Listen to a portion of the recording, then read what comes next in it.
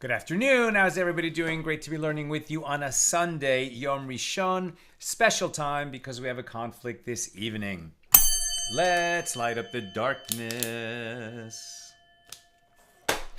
Who's in the house? Sunday at noon, Joe in the Inland Empire, Sharon, not in New Jersey, but in Bethlehem, PA, Bella in Florida, Lorraine in Texas, Gordo unexpectedly from Scotland, Franco in Trieste, Italy, Debbie. What was that? Debbie in Barnegat, New Jersey, Ella in Southern California, Ilanit in Silver Spring. The best is yet ahead. Amen. And Gil Shafat Shalom from Israel. May you and everyone in Eretz Yisrael be safe. I've been talking to my family in Israel. I've been talking to my family here. We've all been buzzing.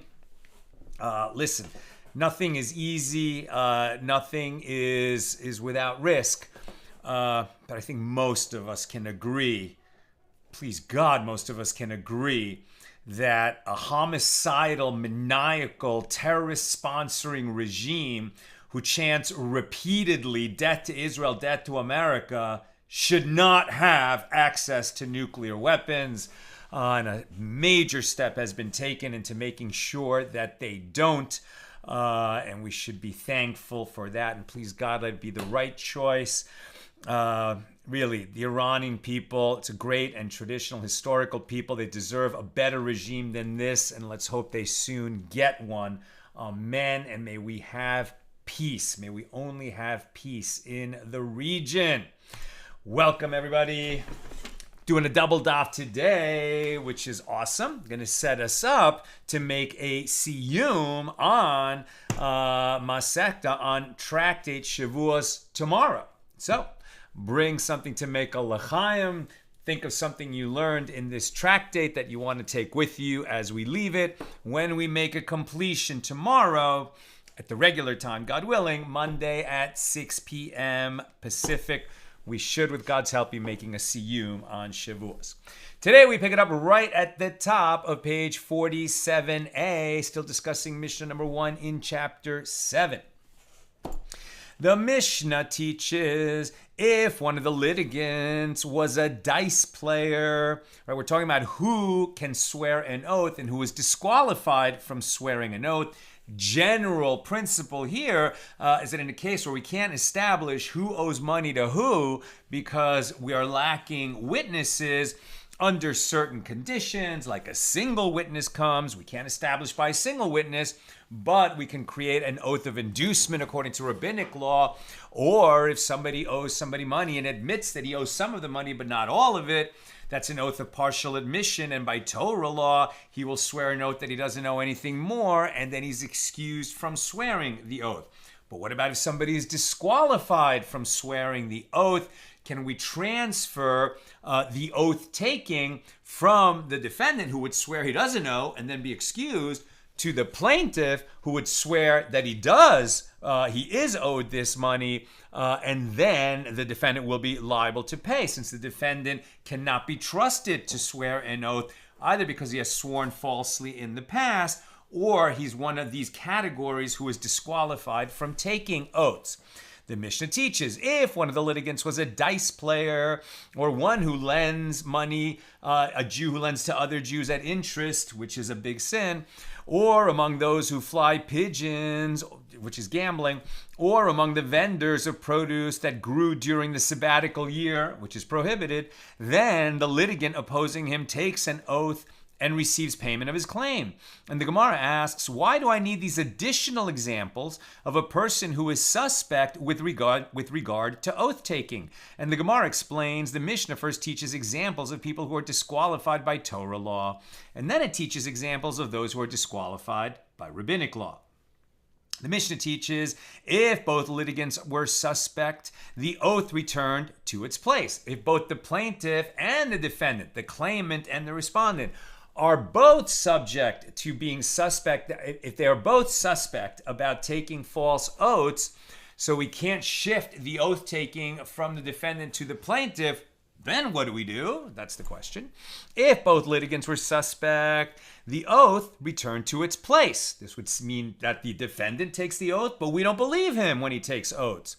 This is the statement of Rabbi Yosef.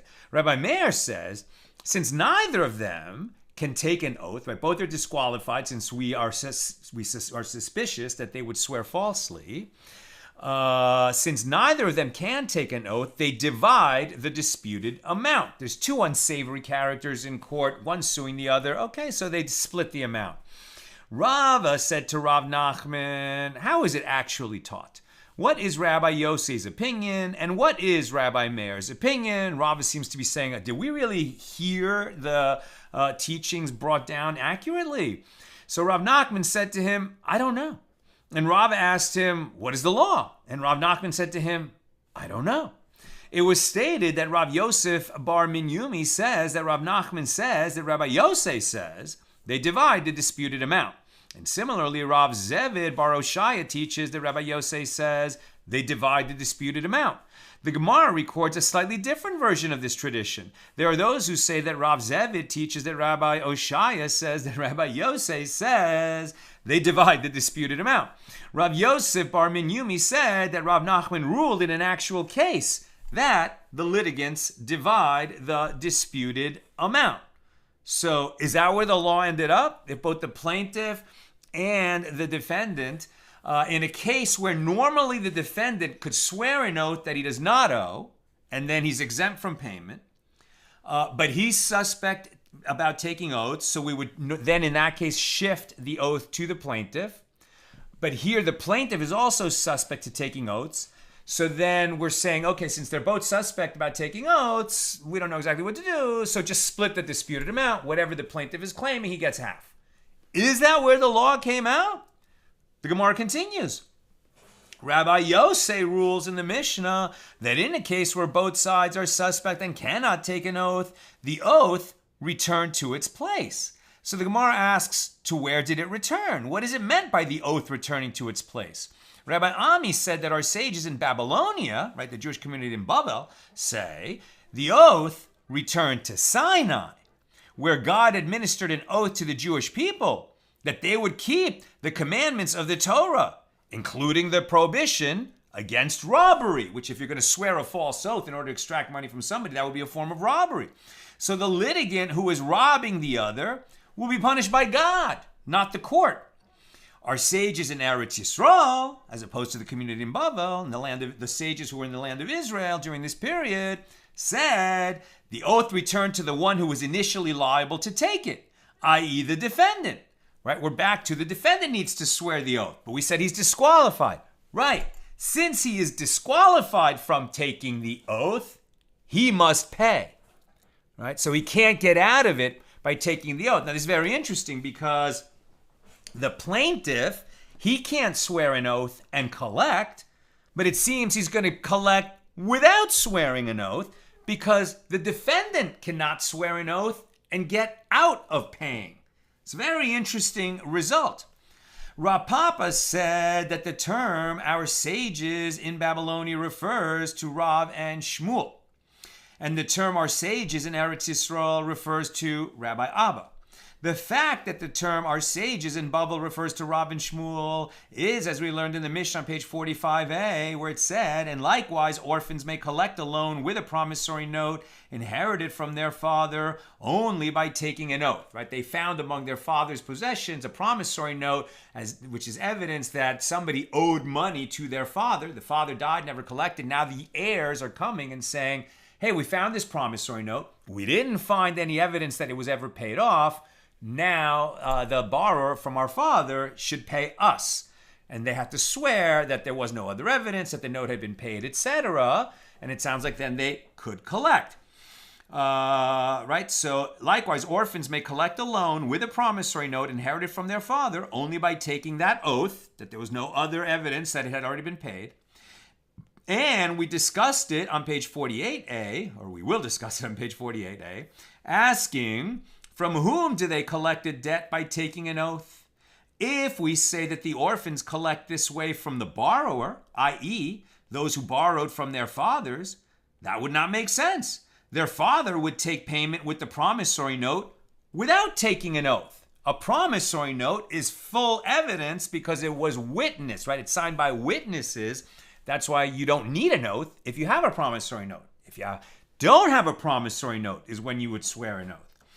And let me just reload this page. It's driving me bananas. Hopefully the video is running smoothly because it's very stuttery on my screen. Well, hopefully it's running smoothly. You'll let me know if it's not. I don't know what's going on. Okay. Seems to be okay. All right. So from whom do they collect the debt by taking an oath? If we say that they collect this way from the borrower, i.e. those who borrowed from their fathers, that would not make sense. Their father would take payment with the promissory note without taking an oath. And they collect only by means, and they, the heirs of their father, collect only by means of taking an oath? Don't orphans have privilege status? Right? If somebody can collect with a promissory note and no oath, they're orphans. Why would they have to swear an oath? They have a privilege status. The court protects orphans. Don't orphans have a privileged status? Rather, this is what the Mishna is saying. And even orphans do not collect with their father's promissory note from the borrower's orphans except by means of taking an oath. The orphans of the lender are now trying to collect from the estate of the borrower, from the orphans of the borrower, and even they have to swear an oath despite having that privileged status because now they're going to take money from other orphans. Rav Papa continues, and Rav and Shmuel both say that the sages taught that the lender's orphans need to take an oath in order to be paid by the borrower's orphans only when the lender died during the lifetime of the borrower. And the lender's children had an opportunity to collect directly from the borrower without taking an oath. But if the borrower died during the lifetime of the lender, right? So that means that the lender would be trying to collect from the orphans of his borrower, and he did or didn't do that, or he didn't, right? And then the promissory note, then he dies, and the promissory note goes down to his sons, his orphans. But if the borrower died during the lifetime of the lender has already become liable to take an oath to the children of the borrower, since one can collect from orphans only by means of an oath, and a person cannot bequeath an oath, i.e. a debt that requires the taking of an oath in order to be collected. You can't bequeath that debt to your children. Therefore, no payment is made. The lender's children cannot take the oath that their father would have taken, that the promissory note has not been paid. The only oath that they can take is that their father never told them that it had been paid, and that is insufficient once the father became liable to take an oath. From here it is clear that Rav and Shmuel hold that when no oath can be taken, the oath returns to Sinai and the court takes no action, right? Very interesting. When no oath can be taken because the situation has changed, somebody died, etc. So we had a situation where an oath would be taken, right? Like a lender lent money to a borrower. The borrower hasn't paid it off. The borrower died. So now the lender comes to the orphans and says, your father owed me money and he never paid me. And so you have to pay me. Now at that point, the lender can swear an oath that he was never paid by the father, and he can collect from the estate.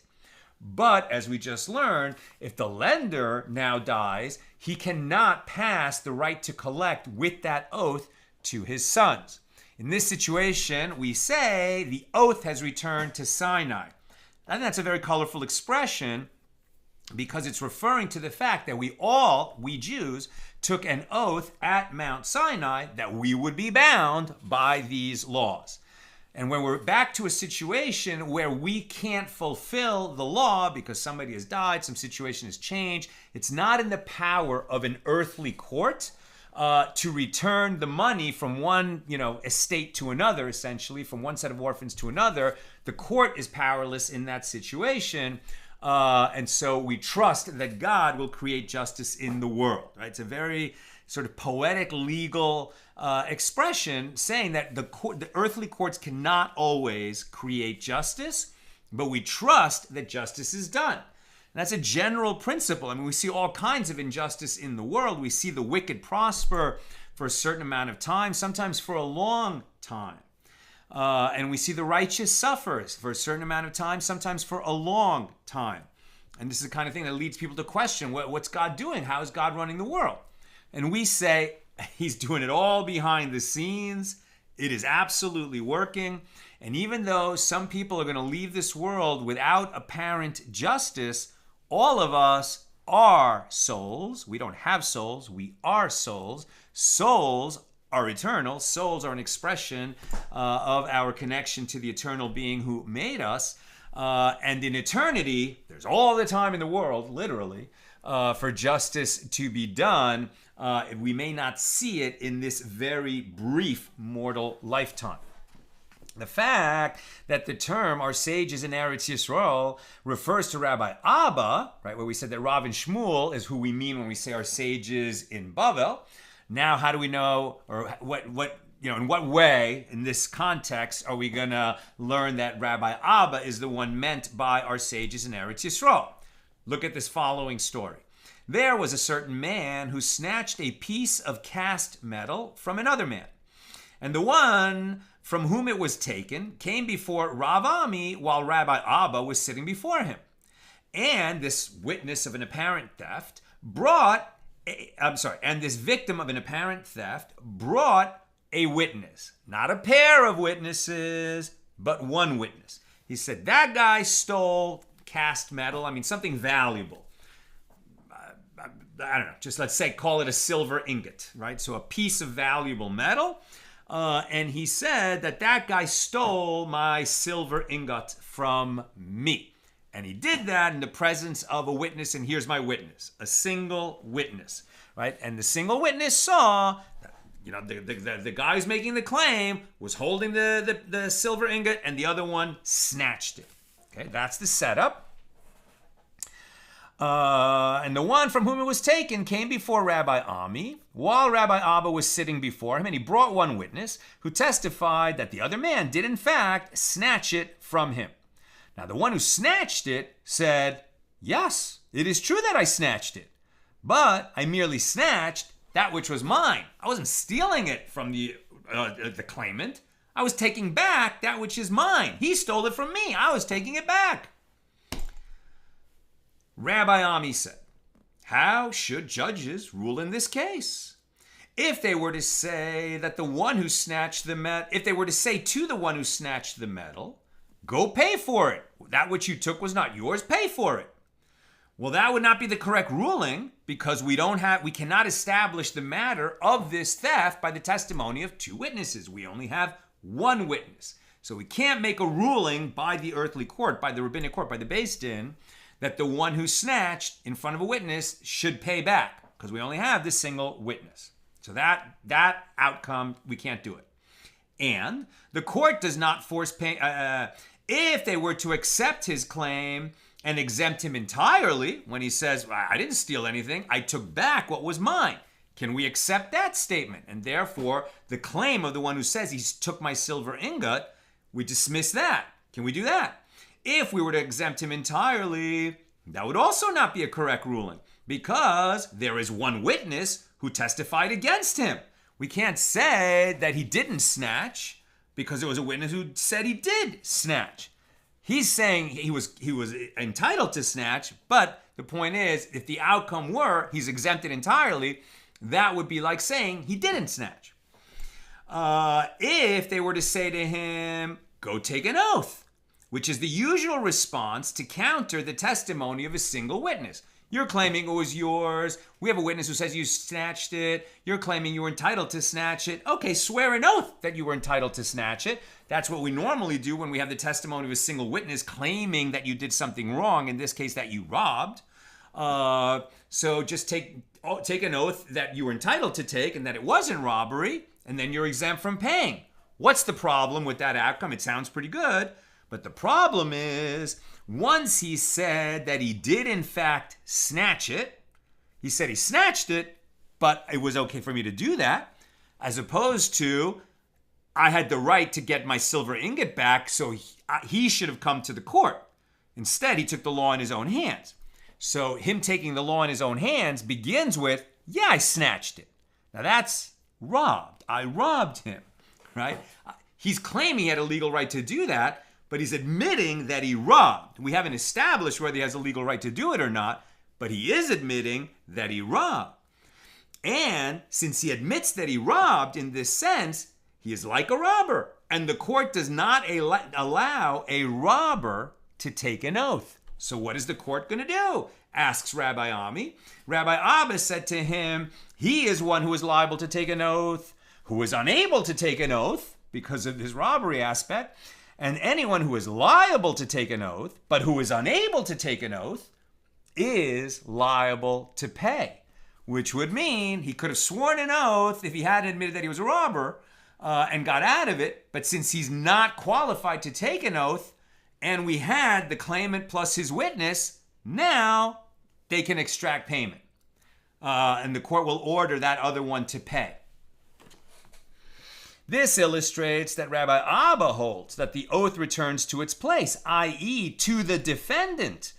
And because he is disqualified from taking oaths, and therefore he must pay. So Rava said, it stands to reason that the law is in accordance with the opinion of Rabbi Abba. As Rabbi Ami teaches this Baraisa, the verse states that the oath of the Lord shall be between them both, Exodus 22:10, but not between their heirs. So what are the circumstances in which one would be liable to take an oath, but his heirs would be exempt from taking an oath? If we say that it is a case where the lender's son said to the borrower's son, 100 dinars that belonged to my father were in the possession of your father. Right? My father lent your father 100 dinars, and then both of our fathers died. So you owe me 100 dinars. And you must repay me. But the borrower's son said, well, my father owed your father money, but what he owed him was 50 dinars. And the other 50 he did not have to pay, right? He only owed 50. Well, that situation is difficult for us, the court. Under these circumstances, what does it matter to me if the borrower's heir or his father, the original borrower, is the one who is claiming a partial admission? Since the son is admitting that he owes part of the money and denying the rest with certainty, he is liable to take an oath, just like his father would have been. He's admitting, right? The lender's heir comes to sue the borrower's heir, says you owe me 100, and the borrower's heir says I only owe you 50. Okay, we have a partial admission. He swears an oath. Simple case. Doesn't matter that they're heirs. So that's not difficult. What is the difficulty? The case is a little different. Rather, is it not that the lender's son said to the borrower's son, 100 dinars that were my father's were left in the possession of your father, and you must repay me, right? Your father owed my father 100 dinars, you have to pay me. And the borrower's son said to him, well, concerning 50 dinars, I know. I know that my father owed your father 50 dinars, so I owe you 50. Concerning the other 50 that you're claiming, I don't know. He's not saying for sure the debt was only 50. He's saying, I know for sure my father owed you 50. The other 50, I don't know anything about. Now, that's a weak claim, but it's a very honest claim. Right? He's saying, all I know about is 50. This other 50, I don't know. But the claimant is saying, I do know about that second 50, and your father owed me. So this is a certain claim versus an uncertain claim. Definitely the lender's son is in a stronger position. Can he collect? Rabbah continues, now we're on page 47b. Granted, if you say that his father in a case like this would be liable to take an oath due to his partial admission, then the verse was necessary to exempt the heirs from taking the oath. But if you say that in a case like this, right, where half of the claim is uncertain, his father is also exempt from taking an oath, why do I need the verse about exempting the heirs? So evidently, an oath reverts to the one who is liable to take it, and when he cannot take it, when he cannot take an oath, because in this case he's uncertain, that's why he can't take an oath, then he must pay. In other words, if he was sure that he only owed 50, then he could take an oath on the partial admission and pay the 50 and be excused the other 50. But he can't take an oath that he's only owed 50 because he doesn't know for sure. Since he can't take an oath, he has to pay the whole 100. So we're saying this is a situation where he would be taking an oath. It's not that he's disqualified from taking an oath because, he's a liar or a dice player or something like that. It's because he's not sure. And since he's the one who would take an oath, and in this case he's unable to take an oath, he has to pay. The Gemara asks, and as for Rav and Shmuel, who hold that one who cannot take an oath does not have to pay, and therefore there is no difference between the heirs and the father, what do they derive from this verse? The oath of the Lord shall be between them. So the Gemara answers, that verse is necessary for that which is taught in a Baraisa. Shimon ben Tarfon says, the verse, the oath of the Lord shall be between them both, teaches that when one litigant imposes an oath on the other and he takes a false oath, the oath applies to them both, i.e. they are both held responsible for the desecration of God's name. Right? If you got people in an uncertain situation forcing another to take an oath, if you've got unsavory people, one forcing the other to take an oath, there's a good chance that a false oath is going to be taken and the whole thing is bad. Right? We'd rather not be in this situation at all than have any kind of participation in an oath, a false oath being taken in God's name. We don't want to contribute in any way to a false oath being taken, even if we're not the ones taking that oath. Since we mentioned Shimon ben Tarfon, we're going to digress for a moment and give another teaching of Shimon ben Tarfon with regard to the prohibition of following after an adulterer. What does that mean? It means providing him with assistance in carrying out adultery. If you know that somebody else is committing adultery and you enable him in any way, then it's like you're participating in the sin of adultery, even though you are not the adulterer. From where is it derived that you are participating in the adultery? The verse states, you shall not commit adultery, lo tinaf, in Exodus 20, verse 13. If the verse is vocalized slightly differently, it may be read, you shall not cause adultery, lo tanif. Commenting on the verse describing the response of the Jewish people to the spies' slander of the land of Israel, which we just had in last week's Torah portion, where it says, we read it in last week's Torah portion, but then Moses refers to it again in Deuteronomy. And he says, and you murmured, vitaragenu, right? Vitaragenu, and you murmured in your tents and said, because the Lord hated us, he has brought us forth out of the land of Egypt to deliver us into the hand of the Amorites to destroy us. I mean, It's an accurate depiction by Moses of what happened in the episode of the spies that led to God becoming infuriated and saying, infuriated. God told us he was angry and said that the children of Israel, who had freaked out when the spies brought back this false report that indeed the land is beautiful, but we're not going to be able to take it because it's inhabited by giants and they're going to kill us. It was ridiculous, right? A ridiculous thing for them to say, given that God is right there. God can do anything. God destroyed the Egyptian army. God is feeding them the manna, the water, the clouds of glory, etc. And yet the people freaked out. And that's when God said, you know what? This people is not ready to enter the land. Your children will enter the land. The one who you said your children will be destroyed by the people in the land. They will be the ones who enter the land. You will perish in the desert. So in that episode, right? Moses says, and you murmured in your tents and said, because the Lord hated us, he brought us forth out of the land of Egypt to deliver us into the hand of the Amorites to destroy us. Right? It's a lashon hara, right? Gossip. It's bad, speaking badly about the land and speaking bad about God. About this, another teaching of Shimon ben Tarfon, he says, Teragenu is interpreted as though it is composed of two Hebrew expressions. You explored, tartem, and you disparaged, right? This idea of lashon hara, speaking gossip, evil tongue, ginetem, in the tent of the omnipresent. And another teaching of Shimon ben Tarfon with regard to the verse, as far as the great river, the river Euphrates, Shimon ben Tarfon says, although it is not the largest river, the Euphrates is called great, in accordance with the adage, draw close to the one anointed with oil and become anointed as well. Meaning, because the Euphrates is close to Eretz Yisrael, it is called great. And the school of Rabbi Yishmael taught a similar idea. The servant of a king is like a king, sort of reflected glory. Okay, back to oaths and when do we take them and when we not.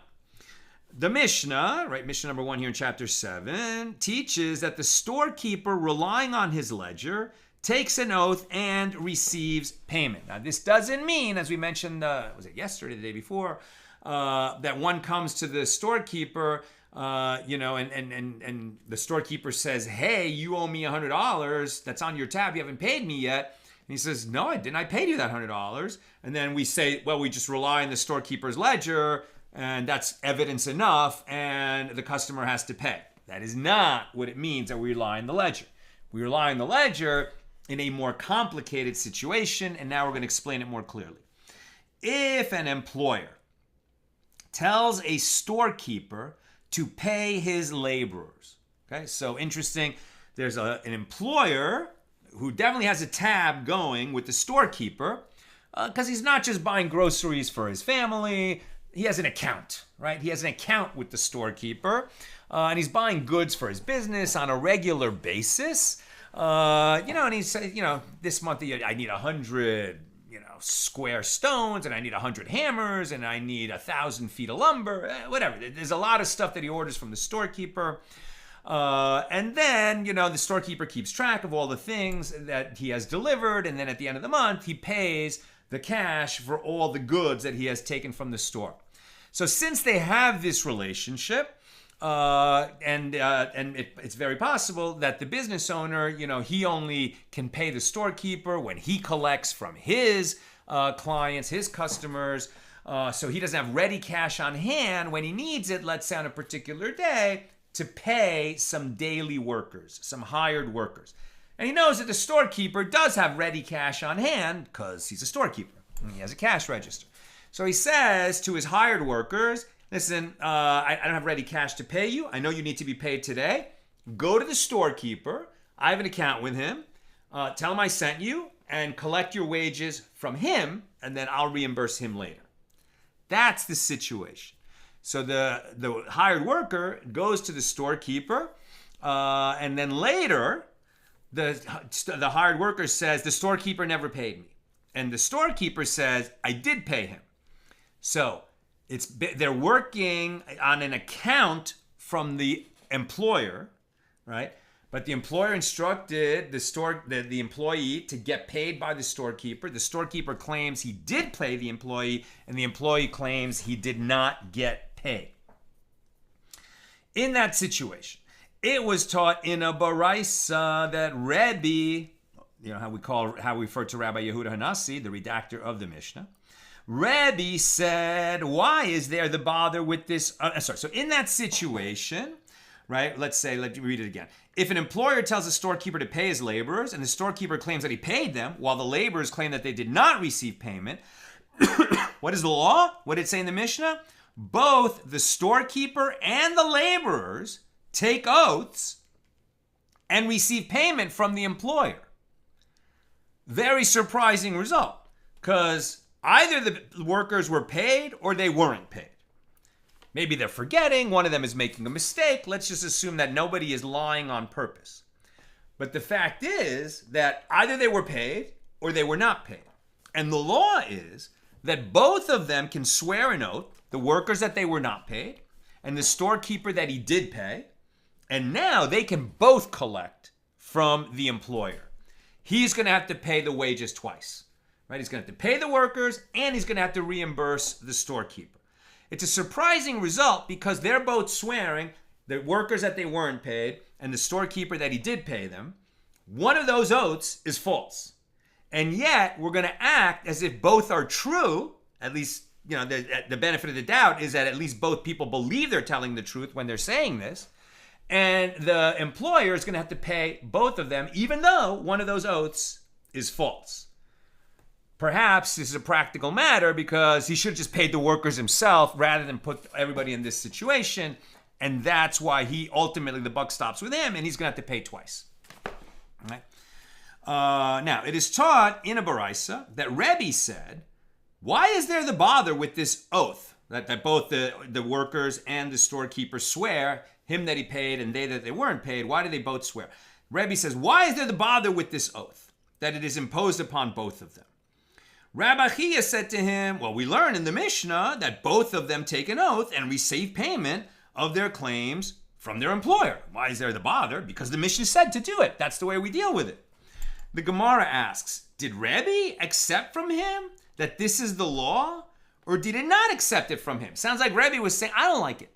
I don't like it. Because what I just said, one of them is swearing falsely. So maybe there's a better solution to this problem than creating a situation where one of them is going to swear falsely because of the discussion we've just been having. We don't want to participate in the creation of a false oath. Right? So that's why the Gemara is asking, did Rebbe accept this law or not? Well, coming here, as it is taught in a baraisa, Rebbe says, the laborers take an oath to the storekeeper that he had not paid them. Okay, so they take an oath. Does the storekeeper take an oath?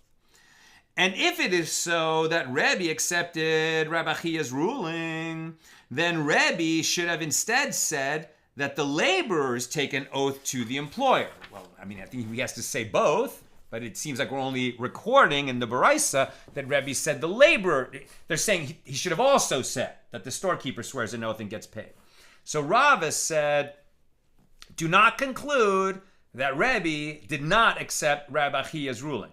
Rather, interpret his statement as follows. The laborers take an oath to the employer in the presence of the storekeeper so that they will feel ashamed to lie with him present since he knows whether or not he paid them. Right? The best we can do is we're going to allow both to take an oath, but at least they're going to do it in each other's presence. And maybe that will jog one of them since they're realizing one of us is lying and we're both swearing. So maybe one of them will be like, I'm not so sure. And then he won't swear and we won't have the false oath. New subject. It was stated about a similar topic that if there were two sets of witnesses who contradict each other. Okay, now we're going to go into a very interesting section. Let's keep it straight.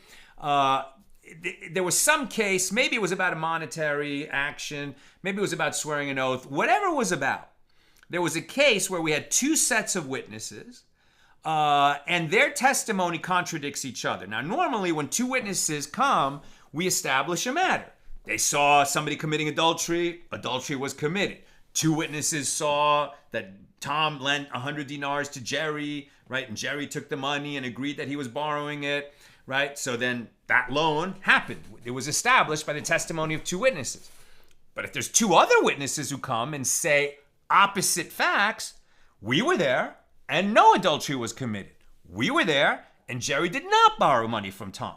So you have two pairs of witnesses contradicting each other. Now we have a problem because the testimony of two witnesses establishes a matter legally as the truth. But now we have two sets of testimony by two witnesses each that directly contradict each other. So one of those pairs of witnesses is lying. They might be doing it intentionally, they might be doing it unintentionally because they remember it wrong. Or, there's many cases where witnesses see something from a different angle and they miss something. Okay, maybe. But the fact is, in this situation, we have two pairs of witnesses contradicting each other. So one of those pairs is swearing falsely and we don't know who. What are we going to do about that? That has a lot of ramifications even beyond the case in which they're testifying, because we know that among those four witnesses, there are two that swore falsely. Are we now going to allow any of those four witnesses to testify or to swear oaths in other cases? That's what's going on here.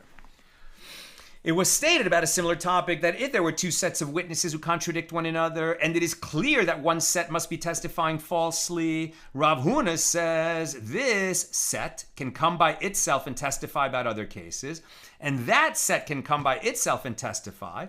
Neither set of witnesses is disqualified for future testimony, since there is no way of knowing which was lying. We know that in that case, because there's two sets of witnesses testifying, we probably have to say we don't know what happened. We can't establish the truth. These people then go their ways. We haven't established either pair of witnesses as liars because we don't know which ones were swearing falsely. So they can go and testify in other cases. They're still qualified witnesses. But what if we have another case where all four are coming back and they are now all four are gathered together again? Since we know that in that other case, two of them at least were testifying falsely, and therefore those two false testifiers, and we're not sure which two of the four they are, but now they're definitely back because all four witnesses are back in this other case, are we going to accept their testimony? They can go and testify in other cases, each of these people, as long as they're not all gathered together. Neither set of witnesses is disqualified for future testimony since there's no way of knowing which was lying. Rav Chisda said, why do I need to become involved with lying witnesses? Since each of the witnesses is possibly untrustworthy, both sets are disqualified. Rav Chisda says, listen, I don't know which ones are liars and which ones are not. But among those four, there are people who testified falsely, so I'd rather not have any of those four in a future case. But that's a minority opinion. The Gemara cites the circumstances relevant to this dispute if, after contradicting each other, the two sets of witnesses testified about circumstances involving two distinct lenders and two distinct borrowers, and therefore two separate promissory notes, each one signed by a different set of witnesses. This sort of scenario is the subject of the dispute that we just named between Rav Chisda and the majority. According to Rav Huna, both promissory notes are valid, and according to Rav Chisda, neither is valid. In the case of a single lender, because those are separate cases, right? Two lenders with two borrowers and two promissory notes, those are two separate cases. But where these four are found as witnesses on the promissory notes. But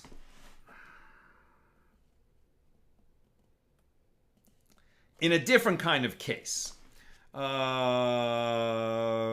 the case of a single lender and a single borrower and two promissory notes.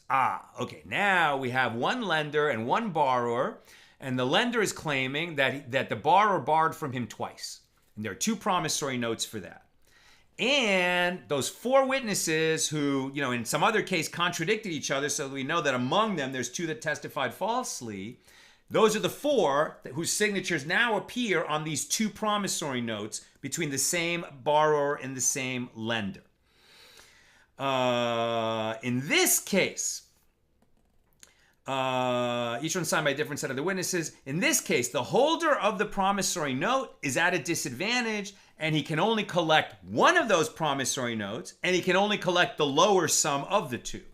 One of the promissory notes necessarily is not valid because it was signed by witnesses who testified falsely in another case. We don't know which of the two notes, but we know that one of those notes was signed by witnesses who testified falsely in this other case because in that other case, there was a contradiction. We don't know which ones were false, but we know that 2 of them were false. In a case of 2 lenders and a single borrower and 2 promissory notes, this is the same as the Mishnah, where 2 claimants who contradict each other come to collect payment from a single person who must pay them both, as the evidence for both claims has a presumption of validity. In the case of 2 borrowers and a single lender and 2 promissory notes, then what is the law? Can each of the borrowers claim that the promissory note supporting the claim against him is not valid, as it would have been signed by the untrustworthy witnesses? Or does each of them have to pay unless he can prove that the promissory note against him was signed by the unfit set of witnesses? And the Gemara states, teku. We're not sure what to do in that case. Not resolved. Rav Huna bar Yehuda raised an objection from a baraisa. Now we're on page 48a. If one witness who came to testify about the new moon, right, at the time when we were establishing the calendar and when a new month had begun, by the testimony of witnesses who came before the Sanhedrin in Jerusalem to say that they saw the new moon. And then the Sanhedrin said, the new month has started. We have Rosh Chodesh Tammuz coming up this week, Thursday and Friday.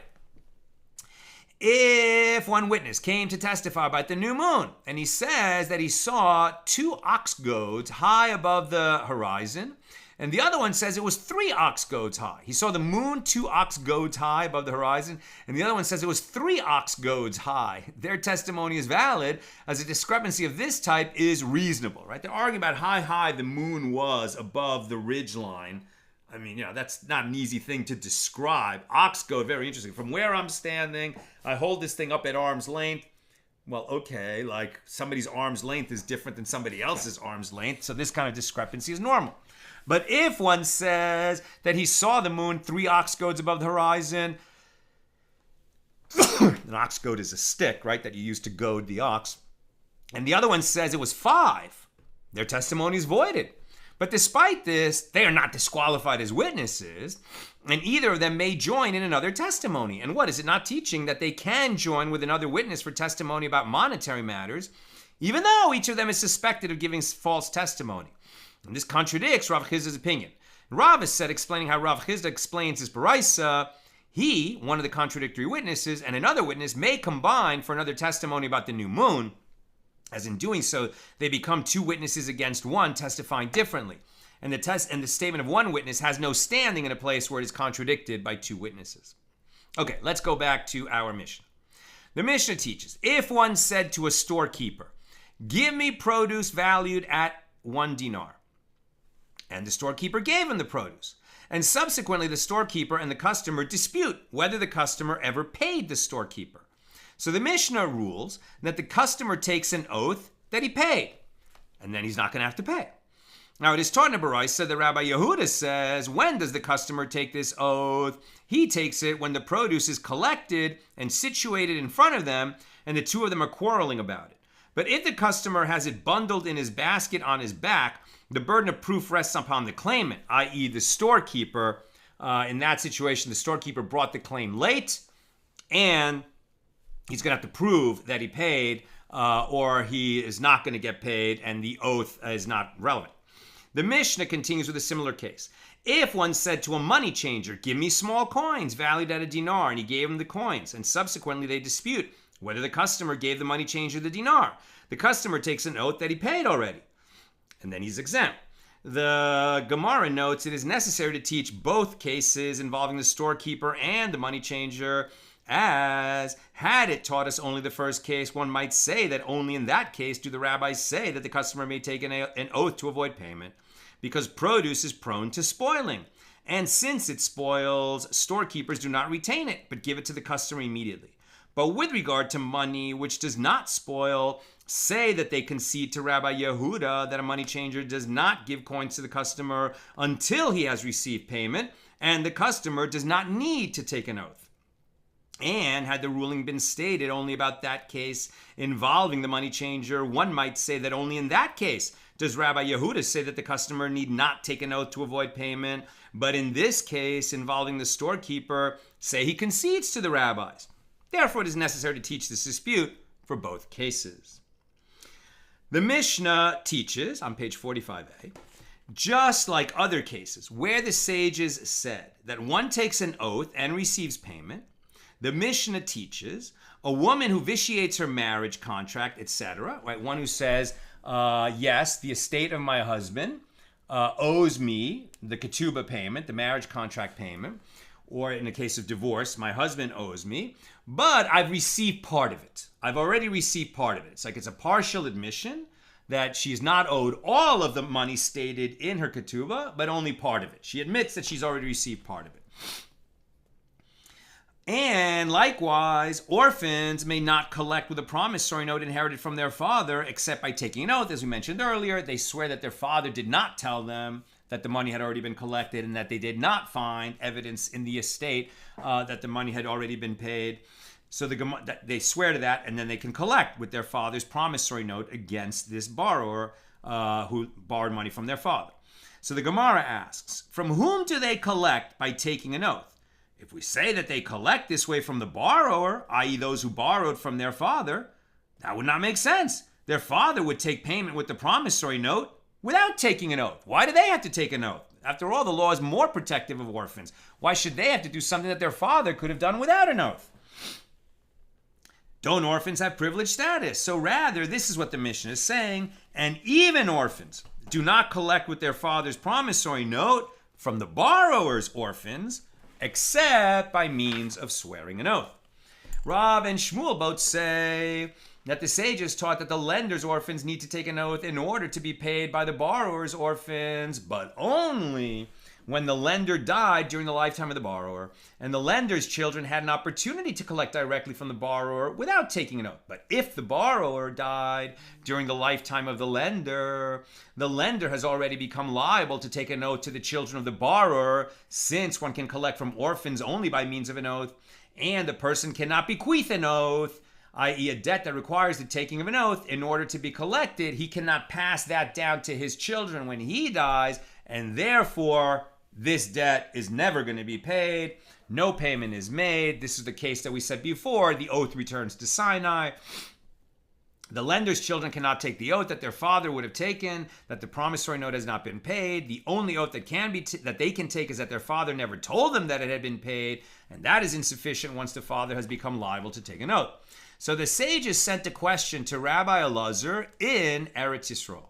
What is the nature of this oath to the orphans of the borrower that it has the capacity to prevent the lender's children from collecting their father's debt? Why can they not collect their father's debt? Rabbi Elazar sent a reply to them. That is not the correct ruling. Rather, the heirs take the heir's oath that our father didn't tell us that he'd already collected it, that they have no knowledge that this promissory note was paid, and then they do collect payment of their claim. Quite the opposite. The oath does not return to Sinai. The heirs can collect because they have a promissory note. They sent the same question again to Eretz Yisrael in the days of Rabbi Ami. He said, they continue to send this question to this extent. If we had found a different explanation, wouldn't we have sent it to them? The law hasn't changed. Nevertheless, Rabbi Ami said, since this question came to us, let us say something about it. If the litigant stood trial and then the lender died before taking an oath, the lender has already become liable to take an oath to the children of the borrower in accordance with the court's ruling, and a person cannot bequeath an oath to his children in accordance with the opinion of Rav and Shmuel. If the litigants did not yet stand trial and the lender died, the lender's heirs take the heir's oath and they do collect payment of their claim, as Rabbi Elazar said. Rav Nachman objects to this. Is that to say that it is the court that renders the lot? Is this to say that it is the court that renders the lender liable to take an oath? At the moment the borrower died, the lender was liable to take an oath to the children of the borrower, irrespective of going to court or not. So rather, Rav Nachman said, if the ruling of Rav and Shmuel is accepted, it is accepted. And if it is not accepted, it is not. Don't come up with this splitting hairs explanation. So the Gemara asks, evidently Rav Nachman is uncertain whether the ruling of Rav and Shmuel is accepted or not. But didn't Rav Yosef bar Minyumi say that Rav Nachman ruled in an actual case against Rav and Shmuel, ruling that where both litigants are suspect about oaths, they divide the disputed amount. Why are we talking about people who are suspect of oaths? Here we're talking about people who are prevented from swearing an oath, in this case because it would be an oath that would be bequeathed to the heirs, and we don't do that. That's why they can't swear the oath. But are we going to apply the principle that where one who should take the oath cannot take the oath and the other ones can't take an oath, that we just split the amount? Is that what we're going to do?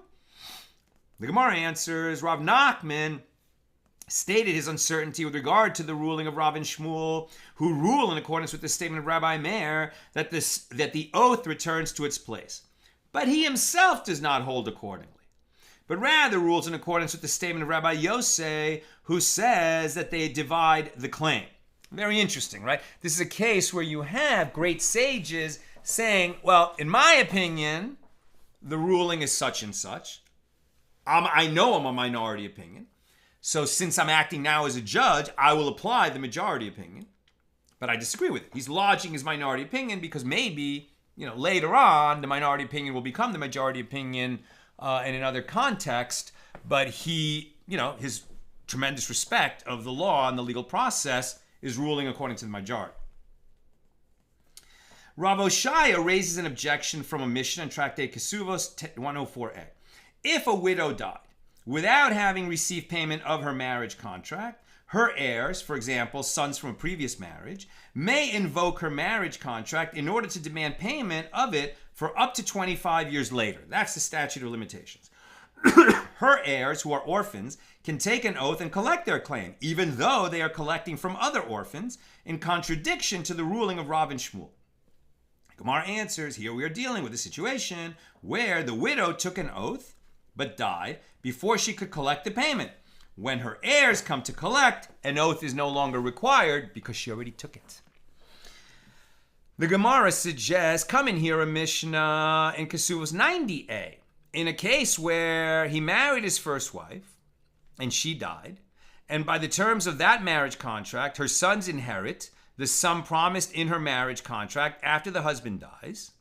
If he subsequently married his second wife and then he died, the second wife and her heirs take precedence over the heirs of the first wife in collecting payment of her marriage contract. Why? The heirs of the second wife can collect the marriage contract by taking an oath to the heirs of the first wife stating that they have no knowledge of their mother having received her marriage contract, even though this is an oath bequeathed to them by their mother. This Mishnah therefore contradicts the ruling of Rav and Shmuel. And the Gemara answers this does not contradict their ruling because they understand it also to be a situation where the second wife took an oath but died before she collected the payment. This is complicated, but let's just keep in mind what's happening here, right? It's competing principles, right? On the one hand, we're talking about the area of law where, Tom lent money to Jerry and Jerry never paid it back. So then Tom died, and Tom's sons are like, to Jerry, pay us the money that you owed our father. Now, Jerry has died before he paid, so now Tom's sons are going to Jerry's sons. Okay, but what originally gave rise was a loan, which is just a simple commercial transaction. We don't necessarily protect the borrower or find the borrower more credible than the lender.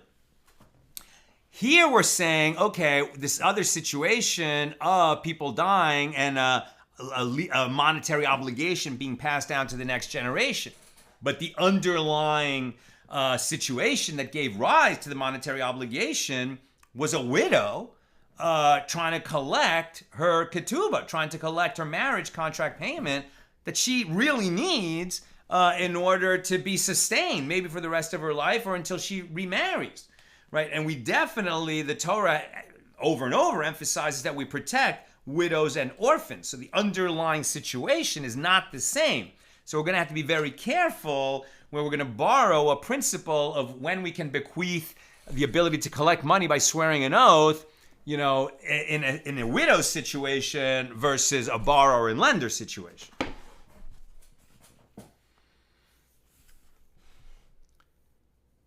Come in here, another Mishnah, Tractate Shevuos, page 86b. If a husband stipulated that when his wife collects payment of her marriage contract, he will not impose an oath on her or on her heirs or representatives, then he may not impose an oath. But his heirs can administer an oath to her heirs, and to those who come on her authority as representatives. Because now we're staking the priorities or the protections of a widow versus an orphan, right? Where they have competing claims the orphans of the man versus the widow of the man.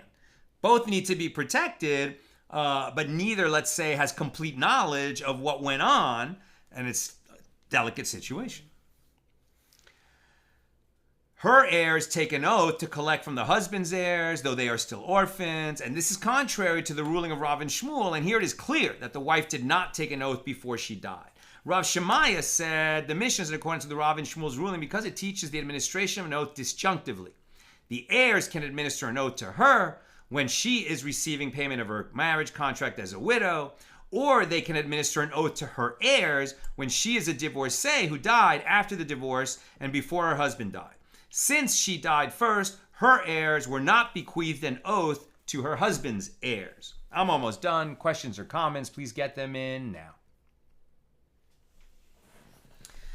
Rav Nassan Bar Hoshaya raised an objection from Baraisa. Sometimes the power of the son is greater than the power of the father, as the son can collect both by taking an oath and without taking an oath, while the father can collect only by taking an oath. What are the circumstances in which this occurs? It is when the borrower died during the life of the lender. The father, who is the lender, can collect from the borrower's heirs only if he takes an oath. But apparently his sons can collect even without an oath. And it is taught, as the son can collect both by taking an oath and without taking an oath, he collects by taking an oath when he takes the heir's oath that he has no knowledge that his father's debt was paid. And he collects without taking an oath, in accordance with the opinion of Rabban Shimon ben Gamliel in the Mishnah, that when there are witnesses that the father said at the time of his death that a certain promissory note had not been paid, then the son collects the debt without taking an oath. In any case, absent testimony to that effect, the father bequeaths the oath to his children, and the son can collect by taking an oath, which is contrary to the ruling of Rav and Shmuel that we don't bequeath debt that is only taken by oath to the next generation.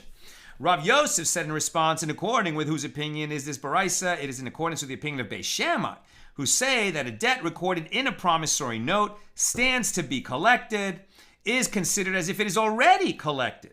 Therefore, the father is considered to be already in possession of the loan and bequeaths it to his son, even though the sages instituted that the son take a note to the heirs of the borrower. This is not a case of the son inheriting an oath, right? And just keeping in mind this, the general wrinkle here, that we're talking about a promissory note, right? So a promissory note shouldn't require an oath.